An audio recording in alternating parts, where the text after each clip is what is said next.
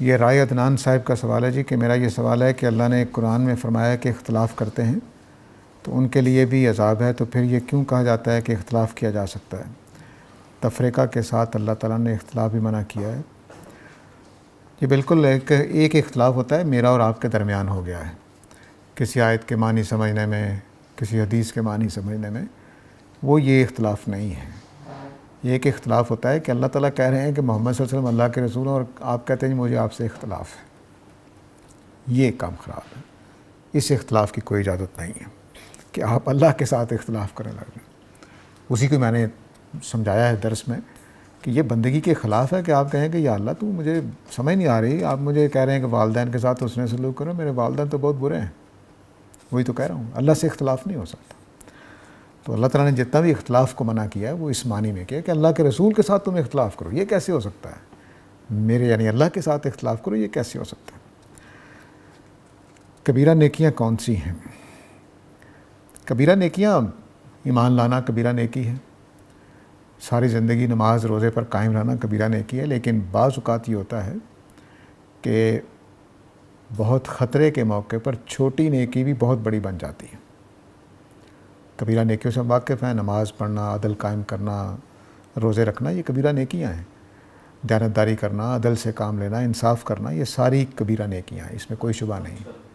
جی، اللہ کی راہ میں خرچ کرنا نیکیاں ہیں، لیکن اس وقت میں نے اللہ کی راہ میں خرچ کیا جب میرے گھر میں دانے نہیں تھے، 10 روپے پڑے ہوئے تھے، فقیر آ گیا، زلزلہ آ گیا، سیلاب آ گیا، میں نے 10 روپے اٹھا کر دے دیے۔ اس کو ایک واقعے سے سمجھیے، غالباً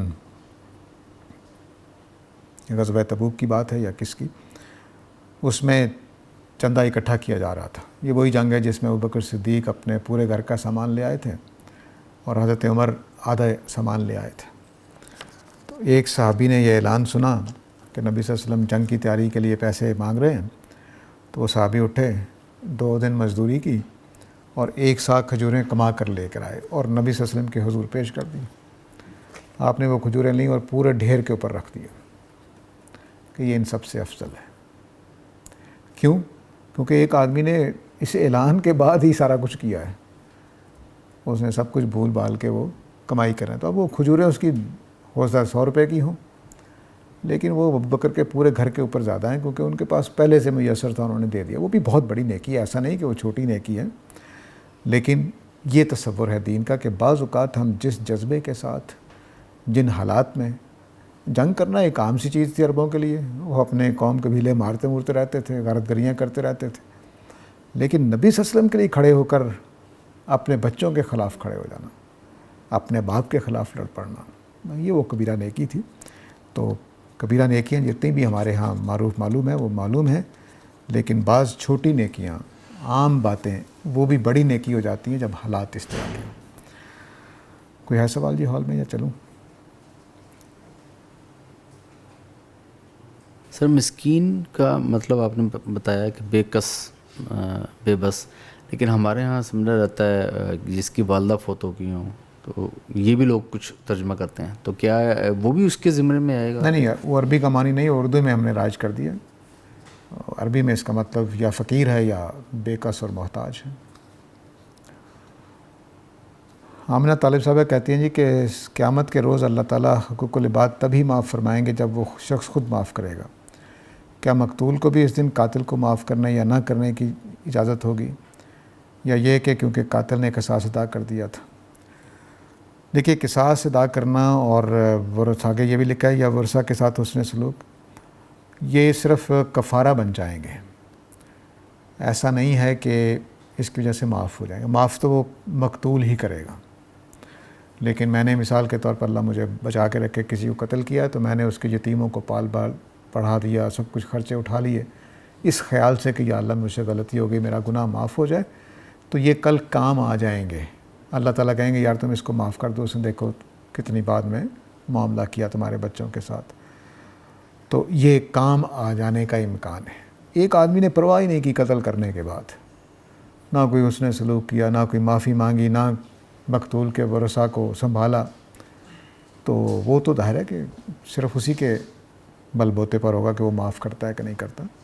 لیکن اگر اس نے توبہ کی ہوگی، کچھ اس طرح کے نیکی کے کام کیے ہوں گے تو اللہ تعالیٰ اجازت دے دیں گے، اور اگر وہ معاف نہ کرے تو ہو سکتا ہے اللہ تعالیٰ معاملہ کرا دیں کہ دیکھو میری شفقت، میں تمہیں یہ انعام دے دیتا ہوں، اس کو تم معاف کر دو، کیونکہ اس نے بڑی پکی توبہ کی تھی اور بعد میں یہ اتنے اس نے کام بھی کیے تھے۔ اور کوئی ہے سوال ہال میں؟ So there is a hadith which says 99 out of 1000 will go to hell. This means majority people will go to hell. دیکھیے حدیث جو ہوتی ہے اس کے بارے میں ہمیشہ یاد رکھیے کہ وہ موقع محل کے اعتبار سے کہی گئی بات ہوتی ہے، جو چونکہ وہ روزانہ کی باتیں تھیں، ایسا نہیں تھا کہ نبی صلی اللہ علیہ وسلم کوئی تقریر کرتے تھے تو وہ حدیث بنتی تھی، روزانہ کی باتیں ہو رہی ہوتی تھی۔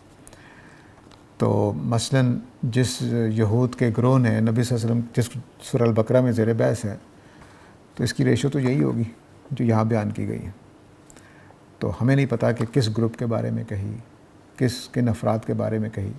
عمومی طور پر سارے انسانوں میں سے ایسا ہوگا، حدیث کے اندر کوئی ایسے لفظ نہیں ہے کہ جو یہ بات کرتے ہوں کہ دنیا میں 1000 اگر لوگ پیدا ہوئے ہیں تو اس میں 999 دوزخ میں جائیں گے۔ یہ حدیث نہیں کہہ رہی، کسی خاص گروہ کا ذکر ہو رہا ہے، اور اس میں کوئی شبہ نہیں ہے کہ جو نبی صلی اللہ علیہ وسلم کے ساتھ جن قوموں نے معاملہ کیا ان میں صورتحال ایسی ہی تھی۔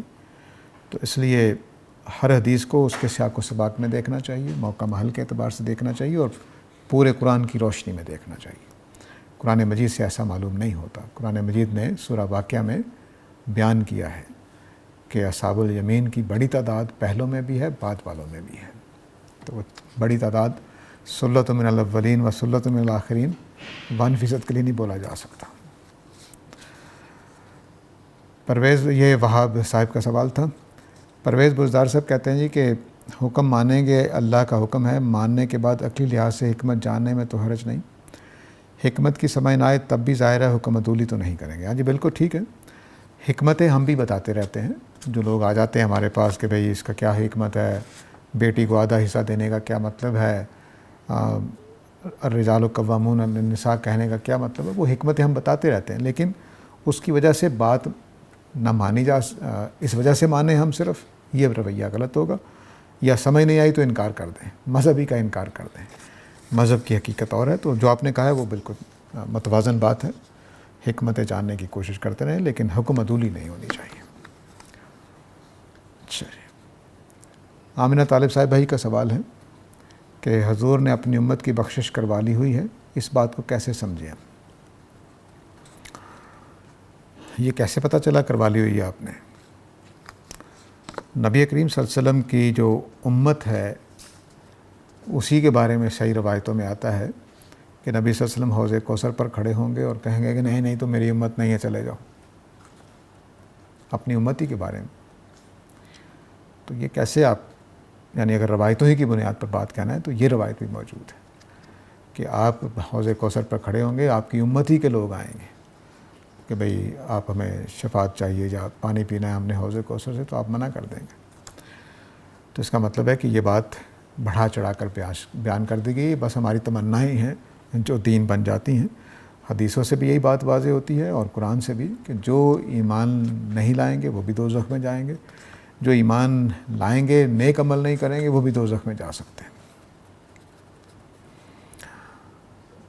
وہاب صاحب کا سوال ہے کہ ہمارا خالق کتنا عظیم ہے، انسان غور کیوں نہیں کرتا؟ دیکھے کوئی نقص نہیں ساری کائنات میں، پولوشن بیماری تو خود خدا نے اس دنیا میں رکھی ہوئی ہے۔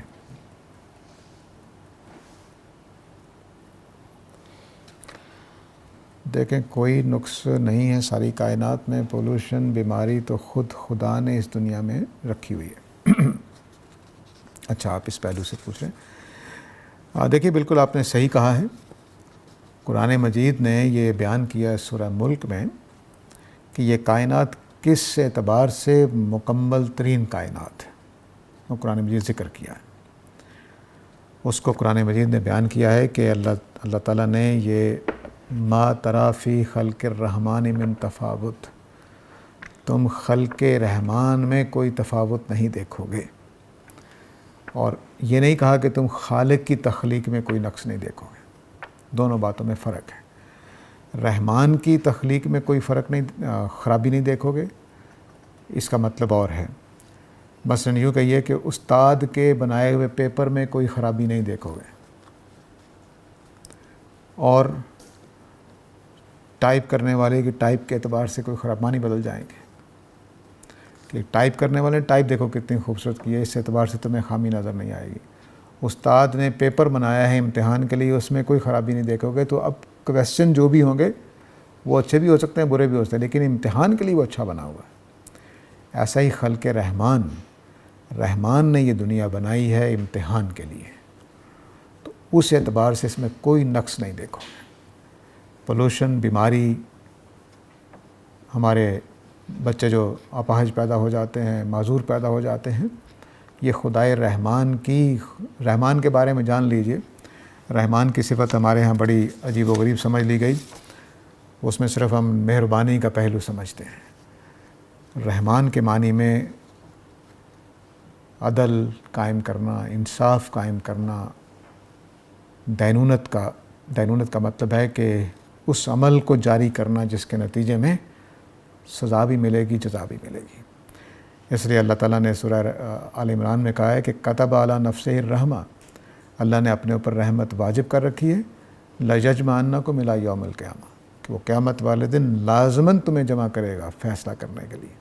تو یہ رحمت کا لازمی تقاضا ہے۔ تو رحمان کی تخلیق میں کوئی عیب نہیں ہے، یعنی امتحان والے خدا کی تخلیق میں امتحان کے اعتبار سے کوئی نقص نہیں ہے۔ اللہ تعالیٰ نے کہیں نہیں کہا کہ اس اعتبار سے نقص نہیں ہے جس اعتبار سے تم دیکھنا چاہتے ہو، کبھی نہیں کہا۔ اس اعتبار سے دیکھیے کیا کیا پہلو ہیں۔ مثلا دنیا میں عدل قائم نہیں ہو سکتا۔ کسی خاتون کو صرف ایک رات کے لیے آپ گھر سے نکال دیں، مثلا لاہور سے آپ نے طلاق دے کے نکالی ہے، اس کا کوئی رشتہ دار یہاں نہیں رہتا، وہ ساری رات بیچاری ریلوے اسٹیشن تک پیدل گئی، وہاں گاڑی میں بیٹھی اور گاڑی میں بیٹھ کے وہ کراچی کی طرف سفر اس نے جاری کیا، ٹکٹ مانگے تانگے کی لی۔ اس سارے پروسیس میں جو اس کو تکلیف ہوئی ہے، شوہر کو سزا دی جا سکتی ہے۔ اس کی سزا صرف قیامت والے دن دی جا سکتی ہے۔ ایک آدمی 10 قتل کر دیتا ہے، ہم اس کو صرف ایک سزائے موت دے سکتے ہیں، ٹھیک ہے؟ تو یہ دنیا خدائے رحمان نے امتحان کے لیے بنائی ہے، تو اس کا لازمی نتیجہ قیامت کی شکل میں نکلے گا۔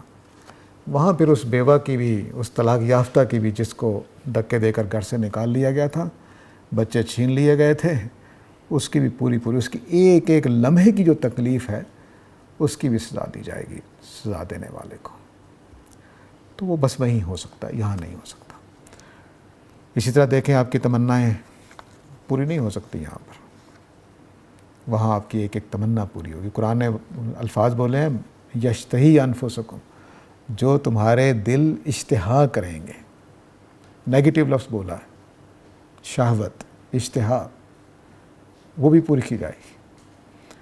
تو یہاں تو بے شمار، یعنی امیر ترین آدمی لے لیں، اس کی ساری تمنائیں پوری نہیں ہوتی۔ مجھے ایک صاحب کے ملاقات کا موقع ملا، جو ارب پتی شاید چھوٹا لفظ ہے اس کے لیے، تو اس نے مجھے بتایا کہ میں دیندار کیوں ہوا ہوں، ہر طرح کی آوارگی اس کے اندر پائی جاتی تھی۔ اس نے کہا کہ میں نے ساری دولت کما لی، ساری نعمتیں جتنی کوئی سوچ سکتا ہے وہ ساری اپنے گھر خرید کے رکھ لیں، لیکن نہ بچوں کی طرف سے اطمینان، نہ بیوی کی طرف سے اطمینان، نہ میری کوئی جنسی تمنائیں صحیح طرح سے پوری ہو رہی تھیں، نہ میری ذہنی تمنائیں پوری، ہر جگہ بے اطمینانی ہی تھی۔ اچھا ابھی اور کچھ لینا ہے، ابھی کچھ اور بھی چاہیے، ابھی کچھ اور بھی چاہیے، ابھی کچھ اور بھی چاہیے۔ تو کہتے ہیں کہ پتہ چلا کہ نہیں، یہ دنیا تو عجیب سی ہے۔ تو ایک ایسے آدمی کی تمنائیں بھی اگر پوری نہیں ہو سکتی تو پھر آپ اندازہ لگا سکتے ہیں کہ یہ دنیا کتنی ناقص ہے۔ نبی کریم صلی اللہ علیہ وسلم نے اسی بات کو سمجھاتے ہوئے کہا تھا کہ یہ سفر ہے، ہم مسافر ہیں۔ تو مسافر کو جو مشکلیں پیش آتی ہیں وہی ہمیں پیش آتی ہیں۔ خواہ کتنے ہی پیسے کما لیں، کتنی ہی شاندار گھر بنا لیں، کتنی ہی شاندار کرسیاں میز فرنیچر بنا لیں، عدم اطمینان رہے گا۔ ابھی یہ کہ میں ایک اچھی کرسی پر بیٹھا ہوا ہوں لیکن میری کمر تھک رہی ہے، میری کہنی جہاں پڑی ہوئی ہے وہاں ایک تکلیف کا احساس ہے، کیسے ختم کریں گے؟ یہ نہیں ہو سکتا۔ کروٹ لینا اتنی بڑی نعمت ہو جاتی ہے بعض اوقات کہ بہترین بستر پر پڑے ہوں کروٹ نہ لے سکتے ہوں آپ۔ تو یہ دنیا اور طرح سے بنی ہے، اس اعتبار سے خدا نے اس کو بیان کیا سورہ ملک میں۔ سورہ ملک کی پہلی 6-7 آیتیں ہیں، تدبر کے ساتھ پڑھیے، آپ کو اندازہ ہو جائے گا کہ خدا نے کیا بنایا ہے۔ آغاز یہیں سے کیا، خلق الموت والحیات، موت کا عیب رکھا ہوا اس میں، کتنی عجیب بات ہے۔ تو اور آغاز کہاں سے کیا؟ تبارک اللہ دی، بڑی ہی بابرکت ہے وہ ذات، بڑی فیض پہنچانے والی، بڑے فائدے پہنچانے والی ہے وہ ذات جس نے اس دنیا میں موت اور حیات کو بنایا ہے۔ برکت نے موت بنائی ہے، آپ اندازہ کیجئے کیا کلام ہے۔ جب پہنچیں گے انشاءاللہ اس کی جو باریکیاں مجھ پر واضح ہیں بیان کرنے کی کوشش کروں گا، لیکن نہایت مختلف تصور اللہ تعالیٰ نے دیا ہے۔ یہ غوثیہ خان صاحبہ ہیں جی کہ دین کا کوئی حکم یا کوئی ایمان کا عقیدہ عقل سے ماورا ہے۔ عقل سے ماورا تو بہت ساری چیزیں ہیں، عقل کے خلاف نہیں ہے۔ عقل کا لفظ مس لیڈنگ ہے، یہ بھی ایک تبدیل کرنا چاہیے۔ اگر آپ عقل بولیں تو ساتھ فطرت بول لیا کریں، کیونکہ عقل تو بیچاری کچھ بھی نہیں ہے، وہ تو گھاس چرتی رہتی ہے اکثر مقامات پہ۔ دیکھیے میرے پاس اور آپ کے پاس فطرت ہے۔ فطرت کو میں نے پہلے بھی ایک سیشن میں بات واضح کرنے کی کوشش کی تھی کہ جو کچھ دنیا میں ہو رہا ہے اور جو کچھ میں سمجھ رہا ہوں، جو کچھ میرے فیصلے ہیں، وہ سارے کے سارے میری فطرت کے فیصلے ہیں۔ مثلا یہ دنیا ہے، یہ میری فطرت کا فیصلہ ہے۔ میں اس وقت ایک سنجیدہ گفتگو کر رہا ہوں، یہ میری فطرت کا فیصلہ ہے۔ خدا ہے، یہ میری فطرت کا فیصلہ ہے۔ خدا نہیں ہے، اب میں اپنی فطرت سے ڈیویٹ کرتا ہوں۔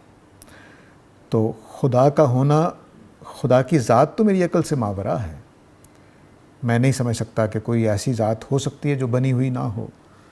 میں یہ نہیں سمجھ سکتا کہ کوئی چیز خود بخود ہو سکتی ہے، اس کا کوئی بنانے والا نہ ہو۔ میں یہ نہیں سمجھ سکتا، یہ عقل سے ماورا ہونا ہے۔ لیکن خدا ہونا چاہیے، یہ میری عقل کے مطابق ہے، میری فطرت کے مطابق ہے۔ دونوں میں فرق ہے کہ خدا کو میں نہیں سمجھ سکتا کیونکہ میں جانتے نہیں ہوں کہ کوئی چیز خود بخود ہو سکتی ہے، لیکن ہم مجبور ہو جاتے ہیں۔ مثلا سائنس بھی مجبور ہوئی کہ بگ بینگ ہوا ہے جی، خود ہی ہو گیا ہے۔ وہ کائنات کو خود ہی مانتے ہیں نا، تو وہ بھی مجبور ہو گئے کہ خود ہی ماننا پڑے گا، کیونکہ چلے جائیں آپ، اس کو اس نے بنایا، اس کو اس نے بنایا، اس کو اس نے بنایا، کہیں تو سٹارٹ کرنا پڑے گا نا۔ تو مجبوری میں ہم کہتے ہیں کہ کائنات خود بخود ہے، ہم بھی مجبوری میں کہتے ہیں کہ خدا خود بخود ہے۔ یہ ہماری عقل سے ماورا چیز ہے، ہم اس کو نہیں پا سکتے، مجبور محسوس کرتے ہیں اپنے آپ کو۔ لیکن خدا ہونا چاہیے، خدا ہے، میں اس کو محسوس کرتا ہوں، یہ میری فطرت ہے، یہ عقل سے ماورا نہیں ہے۔ تو عقل سے ماورا ہونے کا اگر آپ مطلب یہ لے رہے ہیں کہ خلاف ہونا، تو خلاف کوئی چیز نہیں ہے، لیکن عقل نہیں، صرف عقل و فطرت کے خلاف۔ محمد خالد محمود صاحب کا سوال ہے جی کہ بڑا مشکل میں ڈال دیا ہے۔ احمد جوید صاحب نے حال ہی میں غامدی صاحب کے افکار پر بات کی ہے، آپ کا اس پر تبصرہ۔ دیکھیے یہ میری مجلس ایسی نہیں تھی کہ میں اس میں لوگوں کے نام لے کر تبصرہ کروں، بات کروں۔ آپ سوال کر لیتے تو زیادہ اچھا تھا۔ اصولی طور پر باتیں چند عرض کر دیتا ہوں۔ دونوں بزرگوں کے درمیان اصولوں کا فرق ہے۔ ایک بزرگ کے ہاں مثلاً، وہ آپ سمجھ جائیے میں کس کی بات کیا کر رہا ہوں، کیونکہ نام لوں گا تو پھر کام خراب ہو جائے گا۔ ایک بزرگ کے نزدیک قرآن کی نصوص سے دین ثابت ہوتا ہے اور اس پر عمل استوار ہوتا ہے، سنت کے نصوص سے دین ثابت ہوتا ہے اور اس پر میرا عمل استوار ہوتا ہے۔ دوسرے بزرگ کے نزدیک عمل سے دین، امت کی روایت سے دین ثابت ہوتا ہے، امت کی تہذیب سے دین ثابت ہوتا ہے، اور نصوص کو اس کی روشنی میں سمجھنا چاہیے، پہلی بات۔ دوسرا نقطہ یہ ہے کہ تقوی کی اور نیکی کے کچھ ماڈلز ہیں. ان ماڈلز کی روشنی میں لوگوں کو دیکھنا یہ ایک کام ہے، اور خدا پر لوگوں کو چھوڑ دینا یہ دوسرا اصول. ایک بزرگ کے ہاں یہ اصول ہے کہ آدمی نیک ہے یا بد ہے، اس کو خدا پر چھوڑ دیا جائے. ہم بس اتنا جانتے ہیں کہ وہ اچھا انسان. اور دوسرا اصول یہ ہے، دوسرے بزرگ کا اصول یہ ہے کہ ماڈلز کی روشنی میں دیکھا جائے. مثلا اس کو ایک مثال سے سمجھیے کہ میں نے بڑی داڑھی رکھی ہو تو میں زیادہ مذہبی، زیادہ اسلامی آدمی لگوں گا. میں نے چوگا سا پہنا ہو، فقیروں والا لباس پہنا ہو، تو میرے اندر زیادہ ترک دنیا کا رجحان نظر آئے گا اور للہیت زیادہ محسوس ہوگی. میرے پائنچے اونچے ہوں، فیشن کی مجھے پرواہ نہ ہو، یہ ساری چیزیں ایک ماڈل بناتی ہیں متقی انسان کا. جبکہ دوسرے کے نزدیک متقی انسان کا ماڈل یہ ہے کہ وہ دل کی گہرائیوں سے خدا کو مانتا ہو، دل کی گہرائیوں سے اٹھنے والی کیفیات کے تحت نماز پڑھتا ہو، روزہ رکھتا ہو، اور ظاہری چیزیں اس کی سادہ طریقے پر ہوں، کوئی فرق نہیں پڑتا اس سے. تو یہ دوسری بات ہے. ٹھیک ہے. پہلی بات میں نے یہ عرض کی کہ ایک بزرگ کے نزدیک اصول یہ ہے کہ تہذیب اور روایت سے دین سمجھا جائے گا، اور نصوص کو اس کی روشنی میں، نصوص کا مطلب قرآن کی آیات، سنت کی باتیں، اس کی روشنی میں سمجھا جائے گا. دوسرے بزرگ کے نزدیک یہ ہے کہ نصوص اصل چیز ہیں قرآن اور سنت کی، وہاں سے دین سمجھا جائے گا. میں اپنا عمل ہر لمحے درست کرتا رہوں گا اس کی روشنی میں، تو میرا عمل اس کے مطابق ہوگا. دوسرا اصول یہ ہے کہ کچھ ماڈلز ہوتے ہیں، ٹائپالوجیز ہوتی ہیں، اس کی روشنی میں ہم چیزوں کو دیکھتے ہیں کہ یہ جو تصور ہے نیکی کا، یہ کیسے ایک آدمی کیسے خدا ترس نظر آئے گا. اس کے کچھ آثار نظر آئیں گے. مسجد میں بیٹھا ہوا ہے، وہ لمبی لمبی رکعتیں پڑھ رہا ہے، لمبا لمبا قیام کر رہا ہے. یہ ایک ماڈل ہے.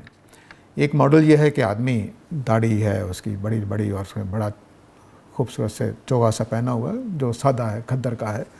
ایک ماڈل یہ ہے صوفیہ کے طرز پر اگر آپ دیکھیں. تو ان ماڈلز کی روشنی میں لوگوں کو دیکھنا یہ ایک طریقہ ہے. تیسرا طریقہ یہ ہے کہ لوگوں کو خدا پر چھوڑ دیا جائے کہ وہ اپنے تقوی میں کیسے ہیں، دیانتدار ہیں، نیک ہیں، تقوی والے ہیں، وہ اللہ فیصلہ کرے. تیسری چیز جو ہے اس میں وہ تصوف کی روشنی میں ہے. دین کے دو پہلو ہیں. ایک پہلو یہ ہے کہ دین مجھ سے شروع ہوتا ہے، اور وہ مجھ سے شروع ہو کر آرگنائزڈ ریلیجن کی شکل اختیار کرتا ہے. ٹھیک ہے. اور ایک ماڈل یہ ہے کہ ہاں دین میرے پاس اس کا شعور ہے، لیکن دین کا آغاز قرآن و سنت سے ہی ہوگا. وہ اس کے مراسم طے کرے گا، وہ اس کے اندر کی چیزیں طے کرے گا. یہ اس کا بھی فرق ہے. تو یوں سادہ لفظوں میں، ایک لفظ میں اگر بات کہیں کہ دونوں کے مختلف پیراڈائم سے بات کرنا، دونوں کا الگ الگ پیراڈائم ہے جہاں پر وہ کھڑے ہو کر دین کو دیکھ رہے ہیں، تو یہ اختلاف ہوتا رہے گا. ہمارا کام یہ ہے کہ ان بزرگوں کی گفتگو سے، تبصروں سے چیزوں کو سمجھیں، سیکھیں، اپنے عمل کو بہتر کریں. ان کو کوئی بات گوش گزار کی جا سکتی ہے تو گوش گزار کریں. اور ہم توقع کرتے ہیں کہ ان دونوں کے اندر جو وقار ہے، جو عظمت ہے، اس سے ہمیں یہ بھی سیکھنے کو ملے گا کہ تبصرے کیسے کرتے ہیں، تنقید کیسے کرتے ہیں. اور یہ بھی سیکھنے کو ملے گا کہ کسی کو بات سمجھانے کے لیے کیسے کیسے الفاظ چنے جاتے ہیں. اور یہ بھی سیکھنے کو ملے گا کہ کون بزرگ حدود سے تجاوز کر گئے، کون نہیں کر گئے، ہمیں اس سے بچ کر رہنا چاہیے. تو یہ ہر عمل کو سیکھنے کا عمل بنا لینا چاہیے. میرے نزدیک دونوں ہی قابل احترام بزرگ ہیں. ان کی علمیت، ان کی عظمت اپنے اپنے مقام پہ جانی پہچانی ہوئی ہے. تو اس لیے پازیٹیولی ہر چیز کو دیکھنا چاہیے. علمی دنیا میں نفرت، مخالفت، لڑائی جھگڑا، یہ بے معنی چیزیں ہیں. دونوں کی بات میں دیکھیں وزن کس کے پاس ہے. اور یہ یاد رکھیے علمی دنیا میں میں کچھ نہیں ہے، آپ کچھ نہیں ہے. ہمیشہ یاد رکھیے شخص بے معنی ہے، حق ہمیشہ باہر کھڑا ہوتا ہے. تو میرے لیے دونوں بزرگوں کے درمیان فیصلہ کرنے کی کیا جگہ ہے؟ مجھے صحیح لگتا ہے یہ تو کوئی معیار نہیں ہے. تو فیصلہ کرنے کے لیے ہمیں کہاں جانا ہے؟ سائنس کہاں جاتی ہے؟ مادے کے پاس. مذہبی آدمی کو کہاں جانا ہے؟ ایک ہی جگہ. وہاں چلے جائیں تو آپ کو جواب مل جائے گا. تو شخص کوئی چیز نہیں ہے، افراد کوئی چیز نہیں ہے. افراد صرف یہ خدمت کر رہے ہوتے ہیں کہ وہ سائنس کی چیزیں سائنس کے طور پہ سمجھا رہے ہوتے ہیں، دین کی چیزیں دین کے طور پہ سمجھا رہے ہوتے ہیں. تو میرا شعور دینی یہ فیصلہ کن نہیں ہے. اس کی وجہ کیا ہے؟ اس کی وجہ یہ ہے کہ میں کلچر سے، تہذیب سے بھی دین بنا لیتا ہوں. صرف اپنی فطرت پر نہیں بناتا، کلچر سے اور تہذیب سے بھی دین بنا لیتا ہوں. چنانچہ ہندوستان پاکستان میں اسلام کا جو ورژن ہے وہ باقی دنیا میں کہیں نہیں ہے. آپ اس کو پہچان سکتے ہیں. اور جو لوگ دونوں تہذیبوں میں رہ کے آتے ہیں، مساربوں کے پاس رہ کے آئیں اور ہندوستان میں آئیں، ان کو واضح فرق محسوس ہوتا ہے کہ وہاں تو دین اور طرح کا ہے، یہاں دین اور طرح کا ہے. تو وجہ کیا ہوتی ہے کہ ہم نے اپنے کلچر کو دین کے ساتھ جوڑ کے ایک مجموعہ بنا لیا ہوتا ہے. عربوں نے اپنے کلچر کو دین کے ساتھ جوڑ کے بنا لیا ہوا ہے. تو دین بیچ میں الگ خالص بھی نظر آ رہا ہوتا ہے. ایسا نہیں کہ وہاں جا کے پتہ چلے کہ 5 نمازیں ہیں تو یہاں 4 ہیں، ایسا نہیں ہے. وہ ہر جگہ موجود ہے، لیکن ساتھ کچھ چیزیں ایڈ ہو گئی ہوئی ہیں. تو ہمارے یہاں کے جو بزرگ ہیں وہ دین کو ہندوستانی زاویہ نگاہ سے دیکھتے ہیں. تو یہ بھی ایک مشکل ہے جس کی وجہ سے فیصلہ کرنا آپ کے لیے مشکل ہو سکتا ہے. تو قرآن کی نظر سے، سنت کی نظر سے دین کو دیکھنا چاہیے. میری رائے یہی ہے. آمنہ طالب صاحبہ کہتی ہیں جی کہ والدین سے بدلہ کیوں نہیں لے سکتے؟ مطلب مثال کے طور پر والدین غصے میں یا معاشرے کے خوف سے کئی فیصلے بچوں کے حق میں غلط کر دیتے ہیں، ان کے بارے میں اللہ کے حضور شکایت کیوں نہیں کی جائے گی؟ شکایت کر سکتے ہیں، لیکن بدلہ کیسے لیں گے والدین سے؟ انہوں نے آپ کے بارے میں فیصلہ کیا تو آپ بھی ان کے بارے میں غلط فیصلہ کر دیں گے. یہ تو بدلہ ہوگا. خدا سے ضرور شکایت کریں، درخواست کریں، والدین سے بھی بات چیت کریں. وہ غلط فیصلہ کر رہے ہیں تو ان کو سمجھائیں. چچا کو ڈالیں، تایا کو ڈالیں، نانا کو ڈالیں، دادا کو ڈالیں، نانی دادی کو ڈالیں. اس سے کوئی روکا نہیں ہے اللہ تعالیٰ نے. حسن سلوک قائم رہنا چاہیے.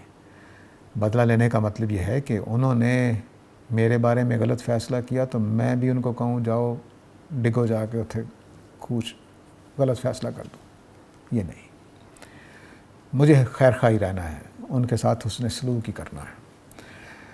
تو یہ وہ چیز ہے جس کو بدلہ لیں. انہوں نے تھپڑ مارا، والد نے مجھے تھپڑ مارا، میں نے بھی آگے سے تھپڑ مار دیا. یہ نہیں ہوگا. تو یہ بدلہ لینے کا مطلب تھا. یہ نہیں کہ آپ خدا سے دعا نہیں کر سکتے، شکایت نہیں کر سکتے. ضرور کریں. اللہ تعالیٰ انشاءاللہ آپ کی داد رسی کریں گے والدین کا جو حق دیتے ہوئے ان کو. جب شکایت ہوگی تو اللہ تعالیٰ پھر انصاف کریں گے تو بدلہ تو ہو جائے گا اس طرح سے. اللہ تعالیٰ بدلہ لیں، وہ اللہ کا کام ہے. آپ کا کیا کام ہے؟ میں آپ کے بدلے کی بات کر رہا ہوں کہ میرے والد نے مجھے تھپڑ مارا ہے، میں آگے سے تھپڑ مار دوں. اللہ تعالیٰ نے سزا دینی ہے، اس کا معاملہ ہے. میں وہ کیسے؟ مجھے تو وہاں بھی مغفرت کی دعا کرنی ہے کہ یا اللہ میرے والد نے میرے ساتھ برا سلوک کیا ہے تو اس کو معاف کر دے. میرا کام یہ ہے. میرے والد نے میرے ساتھ غلط فیصلہ کیا تو اس کو معاف کر دے. یہ میرا کام ہے. باپ کے ساتھ حسن سلوک کا مطلب یہی ہے. یہ حسن سلوک کے خلاف ہو جائے گا کہ یا اللہ میرے والد صاحب کو اچھی سزا دینا، میرے ساتھ انہوں نے کیا کیا تھا. یہ تو حسن سلوک نہ ہوا. تو حسن سلوک کا مطلب ہے کہ آپ والد کے لیے خیر خواہ رہیں، ان کے ساتھ اچھا معاملہ کرتے رہیں. یہ نہ کریں کہ آپ ان کے لیے بددعائیں کر کر کے دوزخ کی دعا کرتے رہیں. یہ حسن سلوک نہیں. تو میں ان کے لیے بد دعا نہیں کر سکتا. ہاں خدا سے شکایت کر دی میں نے، یا اللہ دیکھو والد نے کیا کیا میرے ساتھ، تو میرا معاملہ آسان کر دے. اچھے بچے کی دعا یہ ہوگی. یہ نہیں کہ میرے والد صاحب کو سزا دے. ہاں یہ دعا کر سکتے ہیں کہ یا اللہ میرے والد صاحب کو میرے بارے میں سچا سوچنے کی توفیق دے، انہوں نے بڑا غلط فیصلہ کیا. یہ بالکل ہو سکتی ہے. بس یہ ختم ہو گیا سوالات. جی سر، آج ہم نے آیت پڑھی ہے جس میں اللہ نے اصول بیان کیا ہے کہ جو دوزخی لوگ ہیں وہ دوزخ میں ہمیشہ رہیں گے. لیکن سورہ ہود میں آیت ہے کہ یہ دوزخی لوگ تب تک رہیں گے جب تک زمین و آسمان قائم ہے، الا یہ کہ پروردگار کچھ اور چاہے. تو اس سے یہ تاثر ہو جاتا ہے کہ شاید جہنم بھی ختم ہو سکتی ہے کسی وقت، یا جہنمیوں کو نکالا بھی جا سکتا ہے. تو اس کی تھوڑی وضاحت کر دیں. بڑی اچھی بات ہے. اس آیت میں یہ جملہ کہا گیا ہے کہ جب تک زمین و آسمان قائم ہے. تو دوزخ ختم ہوگی تو زمین آسمان بھی ختم ہو جائیں گے، لازمی تقاضا ہے۔ تو اس کا مطلب یہ ہوا کہ جنت بھی ختم ہو جائے گی، ٹھیک ہے۔ البتہ یہ بات ویسے الگ سے جان لیں، اس آیت سے نہ نکالیں۔ اللہ تعالیٰ نے ایک جگہ پہ الا ما شاء ربک کے الفاظ بولے ہیں اور ایک جگہ نہیں بولے، جنت کے لیے نہیں بولے اور دوزخ کے لیے بولے ہیں کہ الا ما شاء ربک، سوائے اس کے کہ تیرا رب کوئی دوسرا فیصلہ کر لے۔ اس آیت کی روشنی میں اور اس آیت کی روشنی میں کہ ہاں پہلے اس کی بات سمجھ لیں کہ یہ ممکن ہے کہ ہم یہ کہہ سکیں کہ اللہ تعالیٰ اپنی مشیت کے مطابق دوزخ کو کسی وقت ختم کر دے، زمین و آسمان کے قائم ہونے کے باوجود، ٹھیک ہے، یہ ممکن ہے، اس کی نفی نہیں کی جا سکتی۔ کہیں اللہ تعالیٰ نے نہیں کہا کہ میری مشیت یہی ہے کہ میں ہمیشہ کے لیے ڈال دوں گا اور اس میں کوئی تبدیلی نہیں ہوگی۔ مولانا فراہی ایک بات کہا کرتے تھے کہ وعدے اور وعید میں فرق ہے۔ مثلاً آپ کے والد نے کہا کہ پاس ہو گئے تو میں تمہیں سائیکل لے کے دوں گا، یہ وعدہ ہے، اور آپ کے والد نے کہا کہ فیل ہو جاؤ گے 10 تھپڑ لگاؤں گا، آپ فیل ہو گئے، انہوں نے 10 تھپڑ نہیں لگائے، تو یہ وعدے کی خلاف ورزی نہیں ہے، یہ دھمکی ہے۔ دھمکی پہ عمل کرنا ضروری نہیں ہوتا۔ تو اگر مثال کے طور پر اللہ تعالیٰ کہہ رہے ہیں کہ دوزخ ہمیشہ قائم رہے گی تو یہ دھمکی ہے، اس کا قائم ہمیشہ رہنا لازم نہیں ہے، دھمکی کو پورا کرنا ضروری نہیں ہوتا۔ تیسری بات میں یہ عرض کروں گا کہ خالدین فیہا کبھی بھی انفینٹ معنی میں نہیں ہوتا، ٹھیک ہے، انسانوں کی زبان میں ہمیشہ بڑا محدود ہوتا ہے۔ مثلا تم ہمیشہ خوش رہو، کیا مطلب ہوتا ہے؟ جب تک جیتے ہو۔ پاکستان ہمیشہ قائم رہے، کب تک؟ قیامت تک۔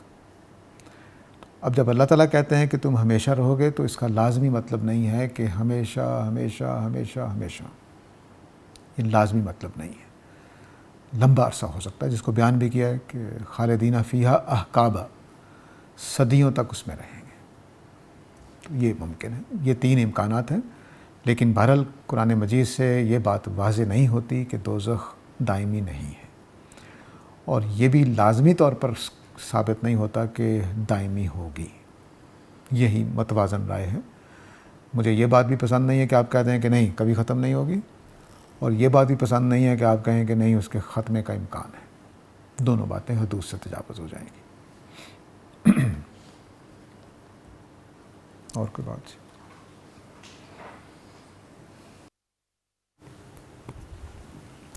سر قرآن پاک میں ایک جگہ اکثریت کا ذکر آیا ہے کہ اکثریت جو ہے انسانوں کی وہ جہنم میں جائے گی۔ آپ پہلے اپنے درس میں کہہ رہے تھے کہ نہیں زیادہ تر لوگ جنت میں جائیں گے، کچھ متضاد سی باتیں دونوں۔ اصل میں ایک ہے ہم بولیں کہ لوگوں کی اکثریت دوزخ میں جائے گی، اور ایک جملہ یہ ہے کہ لوگوں کی ایک بڑی تعداد دوزخ میں جائے گی۔ عربی زبان میں دونوں کے لیے کثیر کا لفظ بولا جائے گا، تو اس کا مطلب یہ نہیں ہے کہ سارے لوگوں میں سے ایک بڑی تعداد دوزخ میں جائے گی، نہیں، ایک بڑی تعداد دوزخ میں جائے گی، جنتیوں کی بھی ایک بڑی تعداد ہوگی، دوزخیوں کی بھی ایک بڑی ہوگی۔ تو دونوں جملوں میں فرق ہے۔ قرآن مجید نے کہیں نہیں کہا کہ تب سارے انسانوں میں سے اکثریت دوزخ میں جائے گی، کہیں نہیں کہا۔ یہ کہا ہے کہ بڑی تعداد دوزخ میں جائے گی، ہم دوزخ کو بھر دیں گے، یہ کہا ہے۔ تو بڑی تعداد جائے گی دوزخ کی۔ میں اس کو سادہ طریقے سے یوں سمجھایا کرتا ہوں، مجھے کیونکہ اکثر لوگ آ جاتے ہیں جی پاکستان میں بہت بری قوم ہے، ہم اس پہ کوئی شبہ نہیں، میں انکار بھی نہیں کرتا، لیکن ذرا اپنے محلے میں نگاہ ڈالیں، کتنے قاتل ہیں، کتنے زانی ہیں، کتنے چور ہیں، کتنے ڈاکو ہیں، محلے میں نگاہ ڈال کر دیکھ لیں۔ بہت تھوڑی تعداد ہوتی ہے جو اس طرح کے برے کام کرنے والے ہوتے ہیں، زیادہ تعداد شرفاء کی ہوتی ہے۔ بس ٹھیک ہے تھوڑی بہت بے ایمانی بھی چل رہی ہے، تھوڑا بہت کام خراب بھی چل رہا ہے، لیکن یہ کہ سارے ہی ڈاکو ہیں، سارے ہی ظالم ہیں، سارے ہی زانی ہیں، سارے ہی اکثریت ایسی ہے پاکستان کی، تو اس لیے ایک بڑی تعداد دوزخ میں جائے گی، تو اس کا مطلب یہ نہیں ہے کہ انسانوں میں سے ایک بڑی تعداد، سب سے بڑی تعداد، ایسا نہیں۔ تو جنت میں بھی جانے کے سلۃ من الاولین ہے اور دوزخیوں میں بھی سلۃ من الاولین ہے اور سلۃ من الآخرین ہے.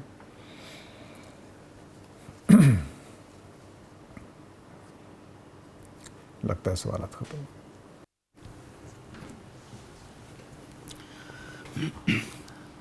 سر قرآن پاک میں اللہ تعالیٰ نے کہا ہے کہ زمین و آسمان 6 دنوں میں بنائے، اور پھر اس کے بعد یہ بھی ذکر آیا ایک جگہ پہ کہ پھر اس سے پہلے تخلیق سے پہلے زمین و آسمان کی اس کا عرش پانی پر تھا.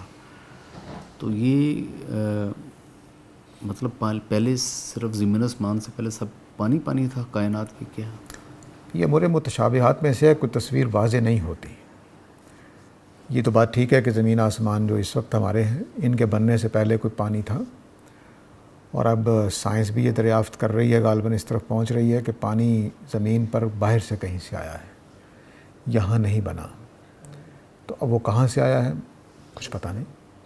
تو اس لیے لگتا یہی ہے کہ پہلے شاید پانی بنا لیا تھا اللہ تعالیٰ نے زمین آسمان سے اوپر کہیں، یہ ممکن ہے. اور اگر آپ دیکھیں تو برف ہی برف ہے باہر، یعنی سورج کے قریب قریب تو برف نہیں ہے، لیکن سورج کے باہر تو برف ہی برف ہے. وہ کومٹس بھی آتے ہیں تو وہ بھی برف پگھلتی ساتھ آتی ہے، یہاں سے گزر جاتے ہیں. تو وہ ظاہر ہے کہ پانی کی پتہ نہیں کیا بہتات ہے کائنات میں، ہمیں نہیں معلوم. تو ابھی تو سائنس بہت پیچھے ہے. تو یہ امور متشابہات میں سے ہے کہ کیا زمین و آسمان سے پہلے پانی بنا لیا گیا تھا. تو ظاہر ہے کہ اگر ایسی بات ہے تو پھر ایک نیا ہی نظریہ بنتا ہے. تو ہمیں کچھ کہنا مشکل ہے ہمارے لیے. ایسے جیسے 7 آسمان کون سے ہیں، بڑا مشکل ہے. وہ اللہ تعالیٰ کے علم ہے، اللہ نے بتا دیا ہمیں. تو زمین و آسمان سے پہلے یہی لگتا ہے کہ پانی پہ بادشاہت تھی اللہ تعالیٰ کی. عرش کا مطلب ہے اس کی حکومت تھی اس پر. تو یہ مٹی روڑے پتھر بعد میں بنے ہیں، بالکل ممکن ہے. تو وہ چونکہ ہم محدود علم ہے تو اس بات کو سمجھ نہیں سکتے. ہمارے سامنے ہوا ہوتا تو ہم کہتے ہیں ہاں جی بالکل پانی کی یہ شکل تھی، یہ تھی. تو ہمارے پرانے قدیم لوگ بھی مانتے تھے کہ سب کچھ پانی سے بنا ہے. تو وہ بھی ایک رائے رہی ہے. ارسطو وغیرہ کے زمانے میں 4 بن گئے تھے عناصر، پانی، مٹی، آگ، ہوا، ان سے کائنات بنی ہوئی ہے. تو بس اس طرح کی باتیں لوگ اسی معنی میں لیتے ہیں. اس معنی میں لینا بڑا مشکل ہے. وہ کچھ خدا کا اپنا معاملہ ہے جو اس نے بیان کیا. تو پانی تو ہے، اللہ کی حکومت بھی اس پر ہے، عرش بھی ہے، سب کچھ ہے، لیکن وہ ہم یہ نہیں کہہ سکتے کہ کس وقت تھا. وہ بڑا مشکل ہے. اربوں سال پہلے تھا اس کائنات کے بننے سے، کیا تھا زمین آسمان ہمارا سولر سسٹم بننے سے پہلے یا پوری کائنات بننے سے پہلے، یہ بتانا بڑا مشکل ہے اس مختصر سے جملے سے.